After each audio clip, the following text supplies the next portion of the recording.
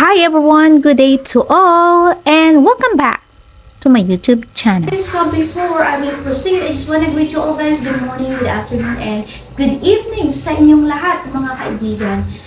So ayan, ang pag-i-scout nga ba o ang pagiging charity vlogger ay matatawag nating buwis buhay? Oo, di ba mga kaibigan? Isang buwis buhay ang paghanap ng mga matutulungan. Dahil ang charity vlogger ay hindi lang napakasimple ang trabaho, kundi sila ay umiikot sa ating pamayanan para humanap ng mga taong matutulungan. Pero syempre hindi ganoon kadali para sa kanila ang lumingap sa ating mga kapwa mahihirap dahil meron tayong mga masusumpungang kapwa natin mamamayan na hindi natin alam kung sila ba ay nasa katinuan. Nasa katinuan ng kanilang pag-iisip. Katulad na lang nitong nasumpungan ni Kuya Jun Graho na isang mama na nakatira sa basurahan. At doon na din siya natutulog, doon na din talaga siya as in na nakastay sa basurahan na yun. Pero dahil sa hangarin ni Kuya Jun Graho na makatulong dito sa isang taong nakatira sa basurahan ay hindi ko alintana sa kanya na baka maaaring siya ay masaktan nito dahil ito ay wala sa katinuan.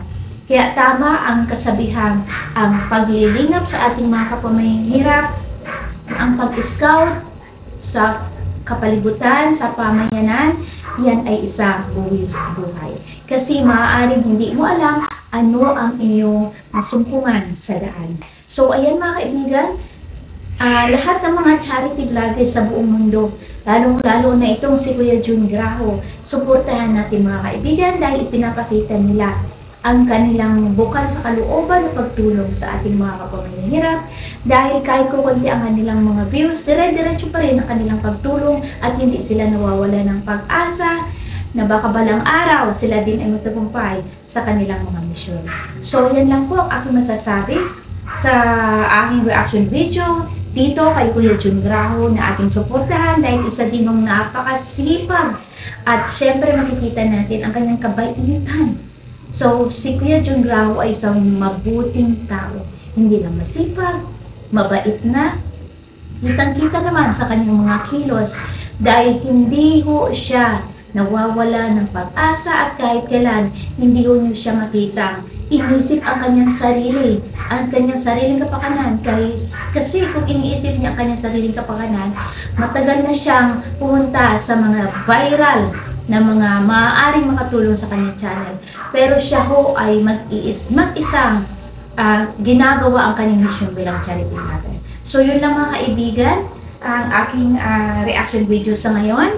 And once again, this is Teacher and Channel signing off guys. And see you all again on my next video. Thank you all guys for the continued support. And ayan, shoutout syempre sa Karepa.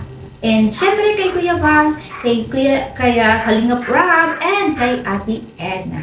Okay, and syempre sa aking katambal sa aming live streaming, Kalingap Karepa Radio News and Update.